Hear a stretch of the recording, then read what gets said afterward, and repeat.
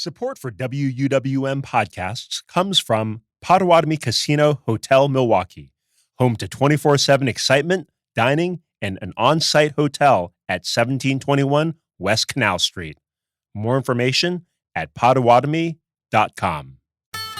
From 89.7 WUWM, Milwaukee's NPR, this is Lake Effect. I'm Excurret Nunez. Today, we'll look at how Milwaukee's Sherman Park neighborhood has transformed in the 10 years since a police killing and unrest in that neighborhood. Then, we'll meet a Milwaukee native who has built a social media following as she travels the world by train. You know, imagine sitting in an observation car with panoramic windows and you're just riding through them. I'm like, oh, I can do that. I can definitely buy some snacks and a book. Like, that's my vibe. Plus, in a new Bubbler Talk, we'll look at some unorthodox housing in Milwaukee. It is so exciting when you step out of the rectangular box. As Wright would say, when you break the box, you connect with the landscape, you connect with a different way of living. All of that is coming up on Lake Effect. This is Lake Effect from 89.7 WUWM, Milwaukee's NPR. I'm Excurret Nunez. Thank you so much for joining us today. 10 years ago this month, a Milwaukee police officer shot and killed Seville Smith in the Sherman Park neighborhood. Protesters filled the nearby streets for days after the shooting. The officer was later acquitted of murder charges. The Milwaukee Neighborhood News Service has compiled a series of stories about how Sherman Park has changed in the decade since the unrest there. Lake Effect's Sam Woods sat down with criminal justice reporter Devin Blake, who examines what the economic and public safety data say about how the neighborhood has changed since 2016. So, Devin, in your analysis of these 3 census tracts in Sherman Park, you found that unemployment declined about 5% since 2016. But did that also mean that incomes and home ownership rates improved as unemployment improved? No, and see, that was the most interesting thing, or kind of the most compelling part of it, where as certain indicators went up, like educational attainment, the share of adults aged 25 and older holding at least a bachelor's degree increased from a little over 7% to almost 9%, and the employment rate declined from about 20% to about 16%. So you have these things that people tell you to do, and people say, like, this is how you become economically mobile. They have done these things, but it hasn't paid out in terms of stability, you know? So, like, at that same time, poverty rose across every age group, and just for seniors that were 65 and older, it almost tripled the poverty rate from about 16% to 33%. So another indicator of stability is home ownership, and you found that home ownership in Sherman Park also went down, which means there are more renters in the neighborhood. So with more people renting, what's happened to the price of rent? If you are adjusting for inflation, inflation-adjusted median rent increased from roughly $1,130 to $1,200. So people are paying more share of their income to rent now. And there are more renters, more people renting. In 2024, it was 7 in 10 occupied homes were rentals. How would you characterize the story here? Because it seems like there's kind of a mix of positive and negative news here for a neighborhood. You know, on the one hand, employment is up, educational attainment is up, but incomes are down, home ownership rates are down, poverty rates are up. So what do we make of this? Yeah, I mean, it's a good question, and I think, you know, that could be like several books by itself, you know, but I think it's just the disconnect between people's decisions for their lives and outcomes. And, you know, it happened in this very specific way in Sherman Park. But again, there are, even at the census data that I looked at, there were other things that were positive. And, you know, this is also separate from the question of what does this mean for public safety? Because as economic life is fluctuating and telling this mixed story, what at the same time is happening in terms of homicides and non-fatal shootings, just gun violence in general, and other violent crimes. Well, I'm glad you got into that because my next question was about notable statistics regarding public safety. So can you talk more about what you found? So homicides and non-fatal shootings didn't really steadily improve after 2016, but they didn't steadily get worse. Homicides and shootings, went up during the pandemic and have declined since then. And then we also looked at a sliver of like shot spotter data and how the proportion of shot spotter alerts, how much of that is happening in Sherman Park. But there are things that the data also can't really show, which is, the importance of these stories as a series, which is like, how does it feel to live in Sherman Park now versus 2016? What does it mean that certain forms of gun violence have gone down? And so Von Mays, who is a well-known organizer and activist here in Milwaukee, he also is a violence interrupter for the city's Department of Community Wellness and Safety. He said that the relationship between police and the community in Sherman Park is leaps better. And you can't find that on a census. You know what I mean? So the data tells an important story and it kind of can guide certain conversations, but it's certainly not the whole story. So community control of the police was a consistent demand from Sherman Park protesters after police killed Seville Smith in 2016, echoing similar calls after Milwaukee police killed Dontre Hamilton in 2014, and foreshadowing similar calls when an off-duty Milwaukee police officer killed Joel Acevedo in 2020. Now, nominally, the Fire and Police Commission is supposed to serve this function, as it is made up of civilian members and used to be able to set police department policy. But Devin, how has the Fire and Police Commission and its responsibilities and its powers changed since 2016? Yeah, so a major change came after the enactment of Act 12, which fundamentally changed what the Fire and Police Commission can do. Before 2023, the Fire and Police Commission had a pretty rare power for a civilian body, which was they could create and modify police department policy. And there were really, as I understand it, after speaking with the former chair of the Fire and Police Commission, there were really only a handful of places where that was the case. Since Act 12, it is no longer the case. The Fire and Police Commission can recommend, but it can't create policy. It can't modify policy. The main check against the police chief's policy is the policy can be modified by a 2/3 vote of the Common Council. But those are, very, very different. And at the time of the enactment of Act 12, the chair and the vice chair of the Fire and Police Commission resigned because of it. So, Devin, what does the future hold for Sherman Park? Well, one main thing is housing, and Mayor Johnson's administration is really kind of keeps going back to and pointing to as something that has kind of tried to address these economic indicators, especially housing, and really expand the number of homeowners of color is the Year of Housing initiative. And citywide, that number has gone up, but that hasn't trickled into Sherman Park yet. So I think even something like that affects these other indicators too, right? Like if you have stable, predictable housing, that's much easier to keep a job, to get a job, to keep a job.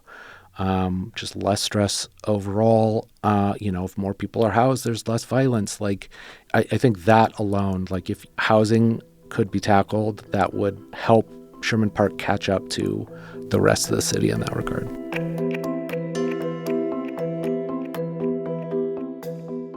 That was Milwaukee Neighborhood News reporter Devin Blake speaking with Lake Effect's Sam Woods.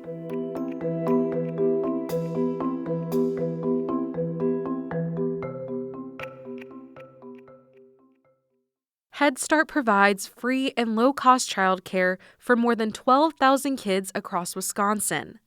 That includes many immigrant families and families dealing with the impacts of poverty. But new changes to the program proposed by the Trump administration may remove class size limits and require all teaching to be in English. To learn more about the proposals, WUWM education reporter Catherine Kokel speaks with Jenny Maurer, the executive director of Wisconsin's Head Start Association. What came out was the technical term is called a notice of proposed rulemaking. So this is the process by which the administration proposes new rules for different federal programs. Right now, nothing is changing for Head Start. So for families that are enrolling and getting ready to bring their kids to the Head Start classroom, they should feel really confident that they're getting the same great service and standards, whether they're in the city of Milwaukee or whether they're in Manitowoc. So right now, those standards are still in place, but this proposal is really a sweeping piece of deregulation that fundamentally alters the rules that govern how Head Start is meant to function. I heard an analogy that I think might be great for your listeners. So Congress authorizes Head Start through the Head Start Act. So that's like buying a piece of furniture at a big box furniture store. And the standards are like the instruction manual that comes with it. They're all the things that tell you how to put that piece of furniture together. And so that's what rolling back the standards, why it's so alarming, because it's the detail that really provides programs across the country so that you have that consistency regardless of where your child is attending Head Start and regardless of which community. I think the analogy is useful too because people may not exactly understand how this program is chartered and basically why it matters that the federal government is proposing changes. Can you run through some of those other proposed changes? Yeah, so there are a number of pieces in this proposed rule change that are really alarming. And I can start with the increases in teacher to child ratios, because this document is really full of references to flexibility and that communities can make decisions for what's right for their community. But I think it's really important for folks to know that when you're talking about kids, there's safety standards in place for really good reasons. I think, are there places within the Head Start standards where it's possible to consider changes? Certainly, to have fewer regulations, but there isn't a single person who I've encountered in the Head Start field that says, the thing that we really want is more kids in the classroom. No one has been asking for this. No one I've talked to thinks this is a good idea. And in fact, what we know about Head Start kiddos is that they're often coming from family situations where there's a lot going on in their family and in their community. There's a lot of trauma. There's a lot of different repeating things that a kiddo is dealing with. And so those children are often coming with speech and language delays, autism-like behaviors, as well as other developmental and physical concerns. And again, the answer to those challenges is more support, fewer children to adult ratio so that those children can get the support they need to thrive and grow. Because at Head Start, we know there's no bad kids. There's just kids who need a little extra love and support. So increasing the ratios is really an off-base solution that isn't recommended by any experts or any kids and families. I think we all can pretty clearly see that the answer isn't more children in the classrooms. Thank you. That's helpful. Critics from across the country and Head Start associations in other states have said that this is kind of a backdoor way of dismantling Head Start. Do you agree with that? Yeah. I think I would agree that this move by the administration is really an attempt to dismantle what we know has worked and promotes quality and promotes those long-term outcomes for kids and families and really for our communities. Again, there's a lot of rhetoric in this proposal about flexibility and about adding more children, giving more children access to Head Start. But I would really encourage everyone to look to what is in the standard and to what is in the budget. There's not there's not any proposal to increase the funding for Head Start at this time. You can say flexibility, up and down until the cows come home. But the reality is that flexibility comes on the backs of staff and children. Programs will have to serve more kids. So I would really encourage us to think about that word flexibility as a Trojan horse. It's really what they really should have said is we're requiring you to serve more kids. And I really feel like this proposal is misleading in its aims. Now, there have been pieces of this proposed rulemaking that have been dropped. And so there was originally a new documentation standard that would have required programs to verify immigration status. That is no longer part of this proposed rule. But there are other pieces of this, like requiring instruction in English, that people are concerned about disproportionately impacting immigrant families or families with mixed immigration statuses. This is a population that heavily relies on free and low-cost childcare provided by Head Start. I'm wondering how people are thinking about the impacts specifically to immigrant families and families with mixed immigration statuses as these proposed rules are coming forward. Yeah, one of the things that you mentioned that is in this proposal is a requirement for all instruction to be in English. And, as I've talked about this proposal, I really want folks to think about what it's like to get a classroom of 3-year-olds ready to go outside in the winter. So one requirement this proposal has is a time requirement for physical education. Now, I'll put these two proposals together. First of all, if anyone's been to a Head Start classroom, they know there is tremendous amount of movement and physical activity happening. If you've met any child from the ages of 3 to 5 or as soon as they can walk through 5, there's constant movement. And programs are always trying and working to get kids outside, or if the weather is too bad, as it often is in Wisconsin, there's large gross motor rooms, so places where kids can play when it's snowy outside or it's too cold. Now, so thinking about that English only piece, I would just encourage folks to think about the practical realities that if you have a group of children, so in Western Wisconsin, in parts of Milwaukee, we have classrooms where kids are speaking different languages. If you have a classroom full of children that speak Spanish as their first language and you're trying to get their snow pants on and you're not able to speak to them in Spanish, that just doesn't work. And not only is it not practical to think about getting those kids snow pants on, it's also when we think about English language acquisition, there's really strong evidence that it's the combination of leveraging the child's home language that helps them to learn English as a second language. So I would really encourage us to push past the rhetoric that surrounds English only education as a requirement and to think about what the practical realities are. Again, for a classroom of 3-year-olds, you need to be able to communicate with them. So it's a ridiculous requirement, and it's not practical when you think of running a classroom with small children.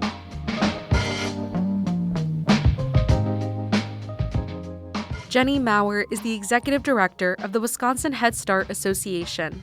She spoke with WUWM education reporter Catherine Kokel.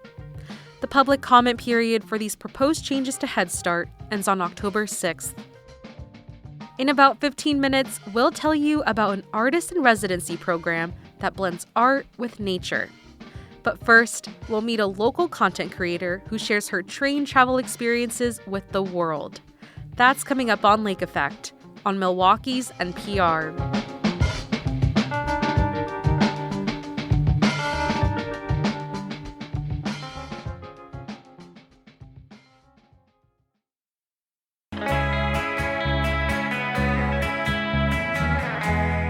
You're listening to Lake Effect on 89.7 WUWM. I'm Excurret Nunez. Milwaukee native Sojourner White has been a full-time train travel content creator for a year and a half. She's taken the train around New York, Colorado, and Alaska, and on international trips in places like Italy and India. And often, she's traveling solo.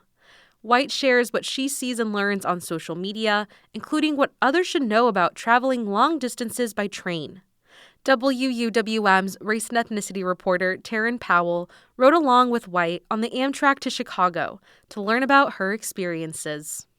So, what's been your best trip so far and maybe the not so best?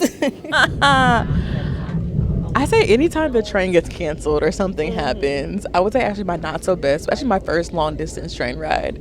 I went from Chicago to Emeryville on the California Zephyr, which is the most scenic train ride on Amtrak because you go through the Rocky Mountains and it's beautiful. It's beautiful. However, my first long distance train ride that I booked on a whim in 2021 when I didn't know much about trains at all, I got delayed for 7 hours on the last day, and that was not fun. Thankfully, I had a roomette, which for those who don't know, the sleeper cars are on the longer distance train ride, so you can get a room and includes like food and you get access to the shower and all that stuff, which is great. But like for extra 7 hours, not so much. It was already 52 hours, so it ended up being closer to 60. So that was not fun, but ironically, it sparked my love of train travel, so something had to go right for it to work. But I will say I went to bed and woke up and we were still in the same spot. Like, I was like, okay, well, this is not what I envisioned. So that was probably the most, like, delayed train I've ever had. But my favorite train trip, that's really hard. Oh, that's really hard.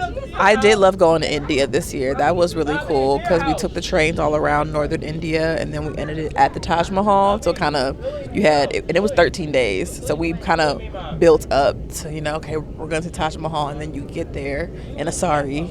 And it's a really beautiful experience. It's probably internationally, it's probably one of my favorite train trips I've done domestically. I do love the California Zephyr. It is very beautiful, but I took the train from New York to Montreal at the end of last year, and the most scenic part of it is one taken in the fall because the leaves change, but it's primarily through upstate New York, so that's where you see the most fall foliage. But I had a blast. I mean, I went to like a bagel making class in Montreal. I love to eat, and I love to make my food, so I love finding those things to do off the train. I know that you're showing people that like train travel, just like all the possibilities with it. Are you thinking about train travel differently? Like how has it changed your mind about what, was possible with trains? Oh, for sure. I think initially, being in Milwaukee, we don't have mountains, right? So when I booked that first trip, I'm like, what is Amtrak doing in the mountains? I'm just like, because for me, it was literally a way to get somewhere. I don't like driving, so I used to always find a way to not drive, like all the time. Ladies and gentlemen, our first intermediate station stop is Mitchell Airport. Now arriving to the airport. And so I used to go to Milwaukee to Chicago. Obviously, it's a really easy train ride. But also, I went to grad school in St. Louis, so I would come on the train. So for me, it was always like a passenger rail. It was never a touristy thing and the story is technically I was in the pandemic. It was 2021. I was up drinking some wine, a little tipsy, and looking at U.S. scenic bucket list, so I was like, okay, I want to travel in the U.S. a little bit more since international travel wasn't really a thing. And that's how I found the train rides. And so it was more like, okay, now it's a tourist experience. So now I can go through the Rocky Mountains without actually hiking because I watch too much Law & Order SVU. I'm not hiking solo. I'm so sorry. That's kind of my limit for solo travel. But, imagine sitting in an observation car with panoramic windows and you're just riding through them. I'm like, oh, I can do that. I can definitely buy some snacks and a book. That's my vibe. And so it became touristy, right? So then I was into doing, my mom and I did the wine train in Napa, which is more of a touristy train. It's 6 hours.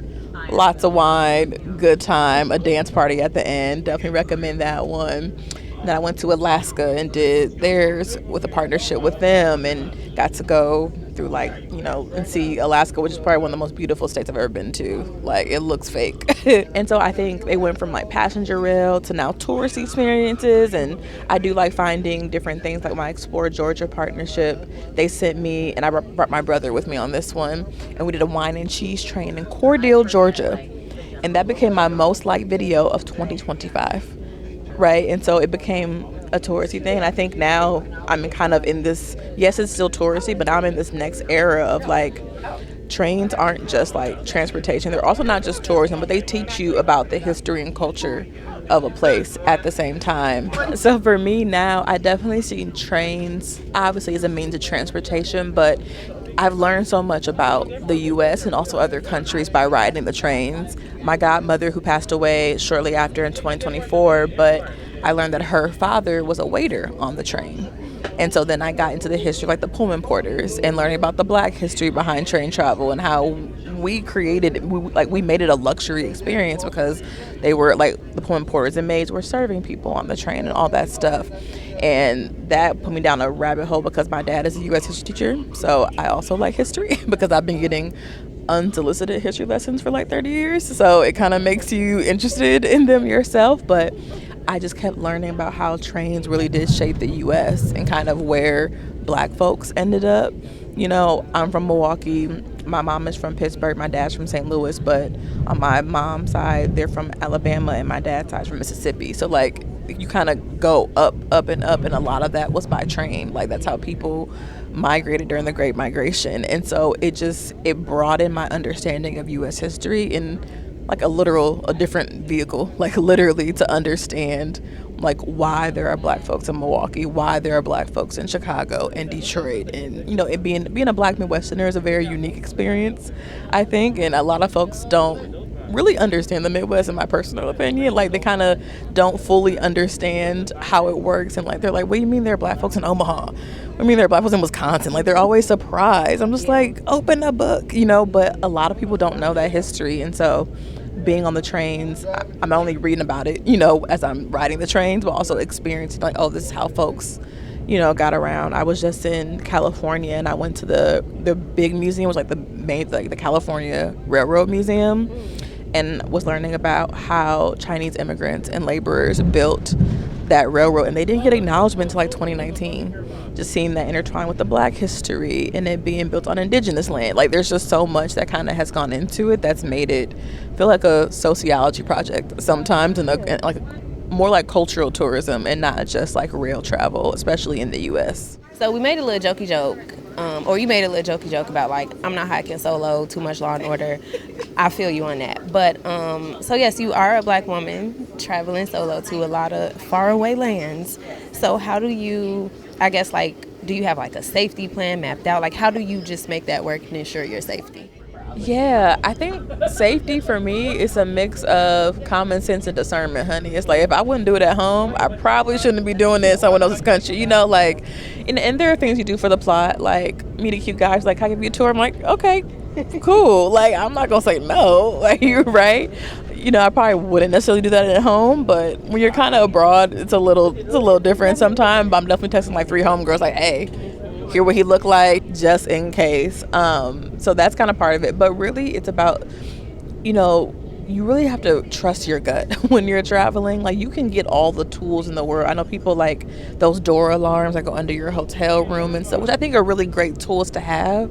But if you have a bad feeling, you need to trust that bad feeling and be like, nah, I'm not doing it. You know, when I'm in Ubers, you know, I'll share I'll share my ride with a friend so they kind of know, you know, where I'm going. What else to do for safety? Like, a lot of it is just like, if you get a bad feeling, skedaddle. I'm really great at lying as well, unfortunately. But like, not like major lies. Like, oh, do you have a boyfriend? You know, the lies that get you out of things. Exactly, the lies that help you protect yourself, because there is a little bit of lying involved when solo traveling. But I think on the trains like Amtrak in particular, when you're in the sleeper cars, which are really nice, and why I think they are worth the investment, because they're not cheap. But if you are doing a multi-day ride, you have a dedicated attendant who is low-key looking out for you on the ride. So like, if you don't show up to a meal, they're like, where is she? What's happening? You know, it's gonna raise a few red flags. But being a Black girl from Milwaukee, I just use the tips I grew up with as far as like, you know, navigating the city. I take that with me when I go abroad. So let's talk a little bit more about like tips and tricks. You know, you talked about like the roomettes on trains being the best options. Like, what are the other things that you look for when it comes to like booking your trip? Yes, on Amtrak in particular, there's a part of their website that's amtrak.com/routes. And I always tell folks to go to that page because people find the website, I've learned from my comments, hard to navigate. So I'm like, okay, let me figure this out. How can I help folks out? So what I've learned is I go to that website and I book my trains by the route. So I go and see what cities are on the route, and I put those 2 cities in to see how to make the train ride work. I think a lot of people just go in and put in like Chicago to, let's see where it's not. Ladies and gentlemen, now arriving Sturtevant. As soon as we depart from Sturtevant, conductors will be coming through the aisles to scan your tickets.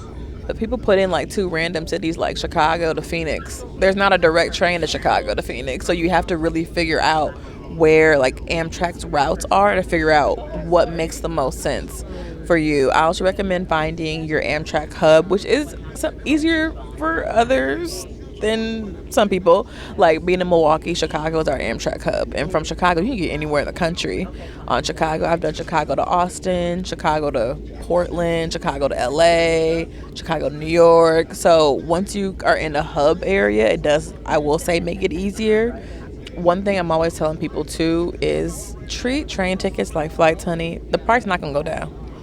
The price not going down, beloved. Like, don't wait until the day before to think that you're gonna get like a $10 train ticket, baby. No, they use dynamic pricing. The only place where the train tickets I don't see them change a lot, like Milwaukee to Chicago generally doesn't change that much. Yeah. And then budgeting too. Like I talk about the roomettes, and they are pricey. Like it can be $500, $600, $800, $1,000. Like they are pricey one-way experiences, and I say do it once. You don't have to do it all the time. I'm on the train because it's part of my job, but I think figuring out what makes sense for you, and if you're like, okay, I can't pay for the entire Chicago to Emeryville, California route going through the Rocky Mountains on the California Zephyr.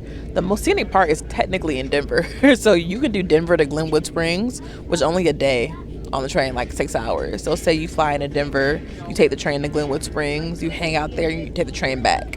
You spend a lot less money than you would taking the train all the way there, and you save time. So you really have to figure out how to maneuver the system because it's not as straightforward. And so you have to figure out, okay, what makes sense for me, my budget, my time. Because I know a lot of people in the U.S. we're not known for our PTO and our vacation time. So figuring out, okay, if I can't take the full route, what if I just take this little part of the route? Or say you're going to LA for some reason. Well, I don't want to take the train to LA, but I want to go like to San Diego. Take the train down for the day and then come back up. So you can get train experiences without it being overnight if you don't have the time or money, or you just don't want to do that. There's ways to experience train travel that aren't just traditionally taking the train for 3 days across the country.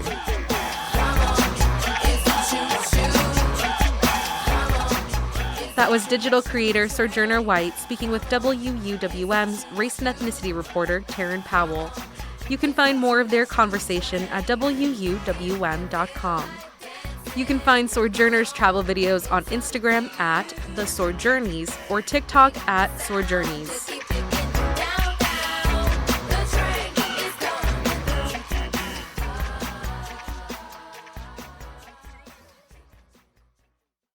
The Art Servancy is a year-long artist residency that blends art with conservation.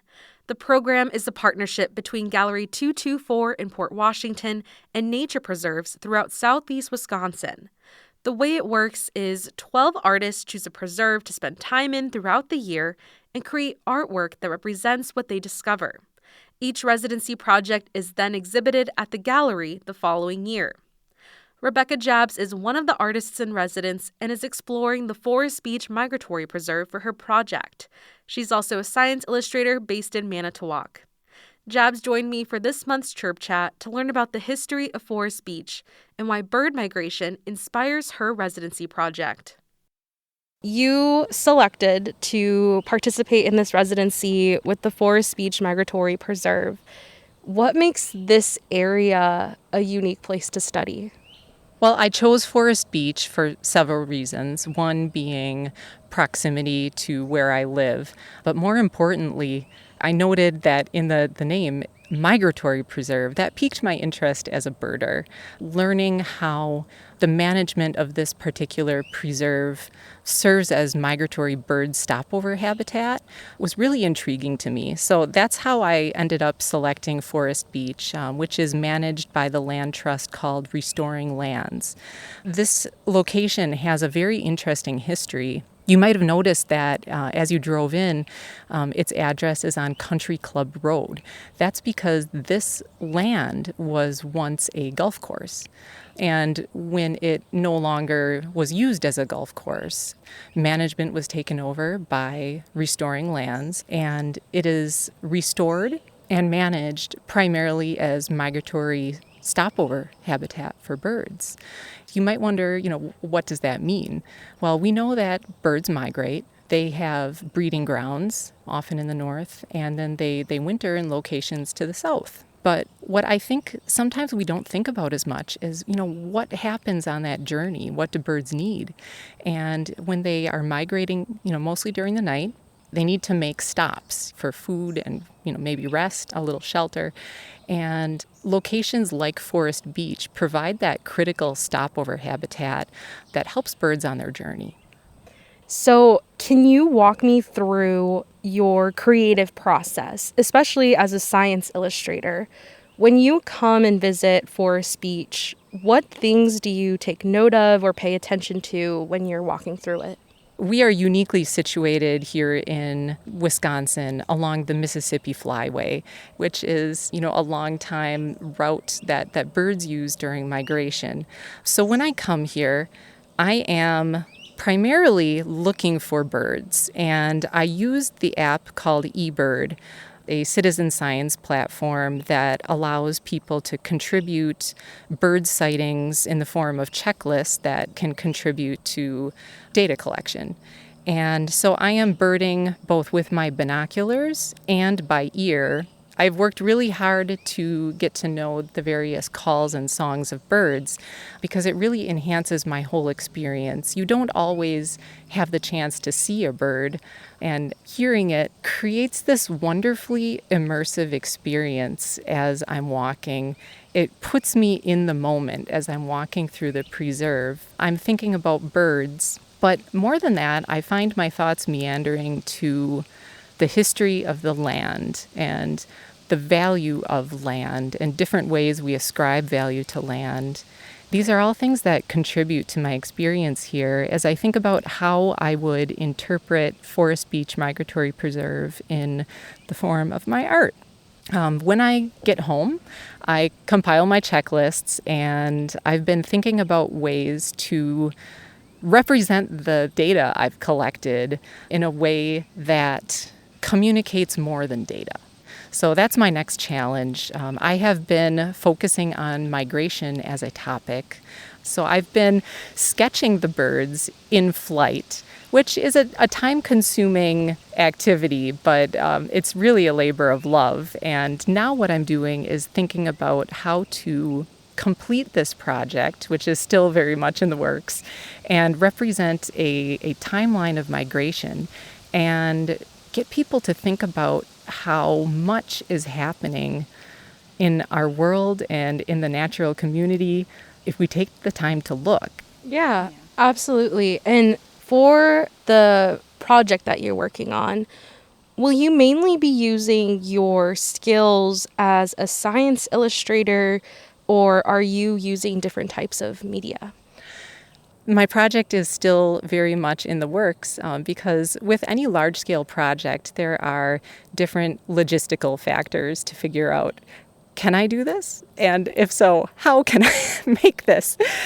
So I am in the process of drawing about 75 different bird species in flight. My list at this moment in time stands at 118 species observed in this location, but some of those are resident birds that stay here year-round. Some are just really big, and I want to represent all of the birds at life size. So I'm focusing on migratory songbirds in my project, and what I'd like to do is find a way to combine drawing, painting, and printmaking techniques to represent the movement of birds on a large scale at a large scale. I'm Lake Effects Excret Nunez speaking with Rebecca Jabs about her artist in residency project at the Forest Beach Migratory Preserve in Ozaukee County. So the Art Servancy is a really unique program, but when I'm listening to you tell me about everything you're working on, all I keep thinking about is, how did you get here? So, like, have you always had a relationship to birds and nature throughout your life? Oh, that's a great question with a sort of meandering answer.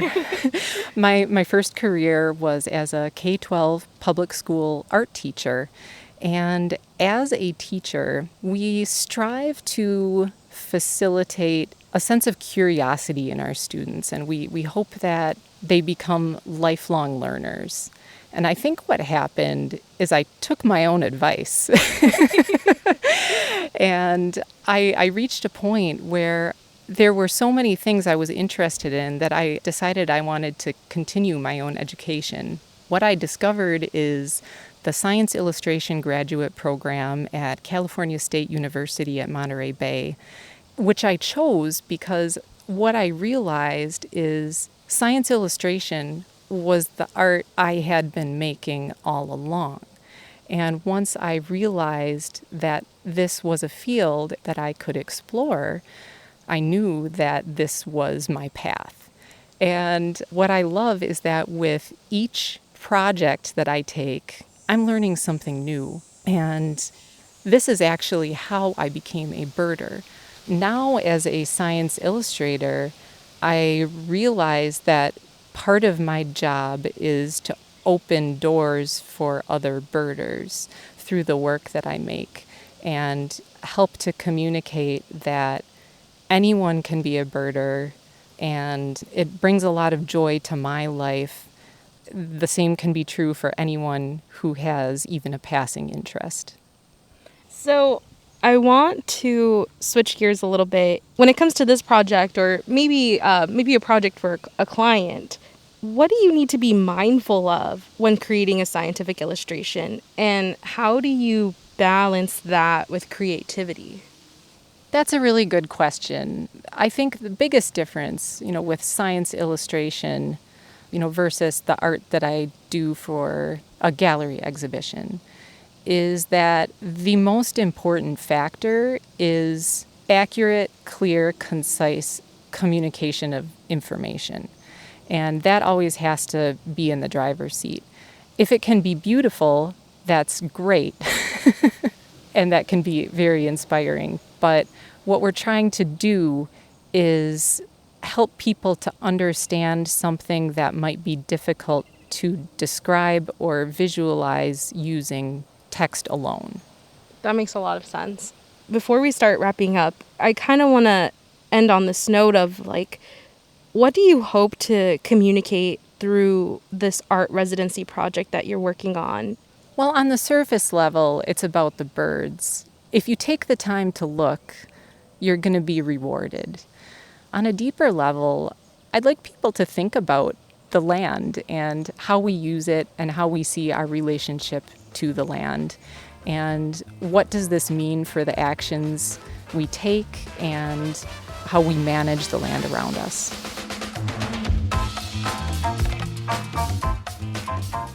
Rebecca Jabs is an Art Servancy resident at Forest Beach Migratory Preserve. She's also a freelance science illustrator in Manitowoc. You can see pictures of Jabs' artwork at wuwm.com. Still to come, we'll look at some unique housing in Milwaukee in a new Bubbler Talk. That's next on Lake Effect on Milwaukee's NPR.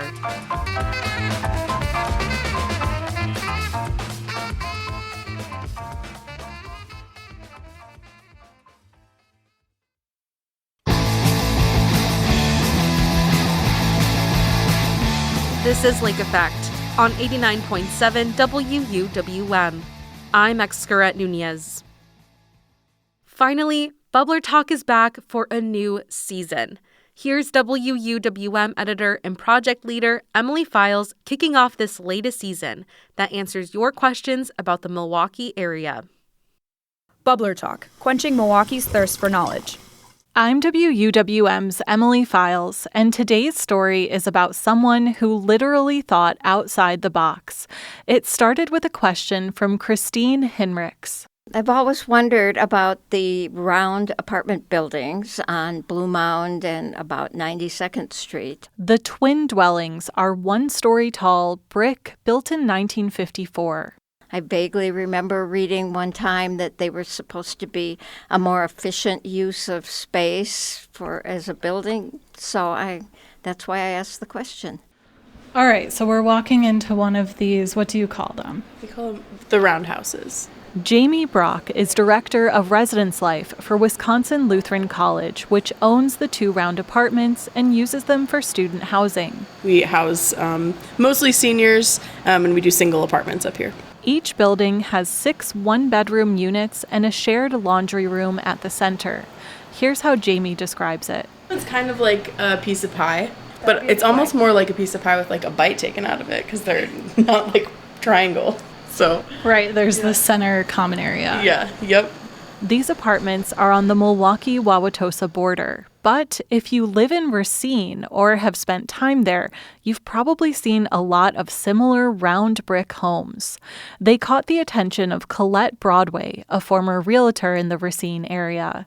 She worked with an agent who got a listing for one of the roundhouses at 1209 Walton. So I actually fell in love with that house so much that I purchased it and refreshed it. I would have loved to have hung on to it, but I sold it. That was where Colette's fascination with the roundhouses began. She wanted to know who built them. So they were designed by an architect by the name of Anton Cradaville. He was from the Racine area. Anton Cradaville was born in Manitowoc in 1886. His family was from Czechoslovakia, and they moved to Racine, where there was a large Czech population. Anton was a man of many interests and talents. He was a vaudeville performer. He was a contortionist, and at some point he decided to go into construction. His business specialized in circular homes, using the slogan, "It's sound if it's round." He built the first one in 1939. According to one newspaper account, Anton got the idea from an igloo-shaped ice cream stand. To get more insight into why he thought roundhouses were better, I talked to someone who knew him well. My name's Gary Cradaville. I'm Anton's grandson. Gary lives in San Antonio, but he has fond childhood memories in Racine, spending time with Grandpa Tony. That's Anton. He says Anton was creative, opinionated, full of ideas. As for the roundhouses, money was tough back then, and so you needed the most square footage for the least amount of dollars. Well, if you took a rectangle house and figured the perimeter boundary of it, and you took that perimeter and made it round, you'd use the same footage, but you gain like 30-something% floor space. most of the single-family roundhouses are around 1,000 square feet. Some are more rectangular with rounded edges, others are seashell-shaped. As for the layout, some designs show the dining room in the center with the other rooms surrounding it, like pieces of a pie. Eric Vogel is a Milwaukee architectural historian. He had never heard of Anton Cradaville before I reached out, but he's not surprised to learn about his motivation. There's tremendous innovation coming out of the Depression years. What everybody knows is that no one can afford to build a traditional house anymore, and that there's a severe affordable housing shortage. And so there's a tremendous amount of government interest and private sector interest in creating the most affordable, most efficient houses that they can. And I think that's where the inspiration for Cradaville's circular houses is coming from. Eric says Anton wasn't the only 20th century renegade architect experimenting with the circle. He points to designs from Frank Lloyd Wright, Bruce Goff, and the Keck brothers. It is so exciting when you step out of the rectangular box, as Wright would say. When you break the box, you connect with the landscape, you connect with a different way of living. Bruce Goff didn't actually pursue circular designs because of structural or economic efficiency. He said circles were more sociable. He thought it was a better way for human beings to gather. And for any skeptics, Gary says Anton had a handy way of proving his theory about round homes. Tony would take pack of cigarettes, tear the top off, tear the bottom off, and then, make it round again and stuff more cigarettes into that pack. Well, I didn't make the package bigger, but I changed its form and created more space. Colette Broadway, the former realtor, believes there are 24 Cradaville homes in Racine and at least 10 more in other cities, including those 2 apartments in Milwaukee. They're all thanks to one man who wasn't afraid to think outside of the box. What have you always wanted to know about the Milwaukee area? Visit wuwm.com/bubblertalk to submit your question. Little boxes on the hillside. Little boxes made of ticky-tacky. That's Lake Effect for today. I'm Excurret Nunez. Audrey Nowakowski, Joy Powers, and Sam Woods join me in producing Lake Effect each week, with help from Graham Thomas and Sharita Booker. Becky Mortensen is our executive producer, and Emily Files helps edit the show. We also heard from Catherine Kokel, Mayan Silver, Taryn Powell, and Jimmy Gutierrez from the WUWM news team this week. Jason Reevy is our studio engineer. Valeria Navarro Villegas is our digital operations manager. Trepper Shep wrote our theme music. If you missed any of Lake Effect this week, you can find all of our conversations at wuwm.com. And if you want to take the show on the go, you can download the Lake Effect podcast wherever you get your podcasts. Join us again on Monday at noon for the latest story in our Seeking Solutions Food Access series. This one looks at a local food program that turns unwanted or excessive produce into meals for families. Until then, thank you so much for joining us on listener-supported 89.7 WUWM, Milwaukee's NPR. And marry and raise a family in boxes made of ticky-tack.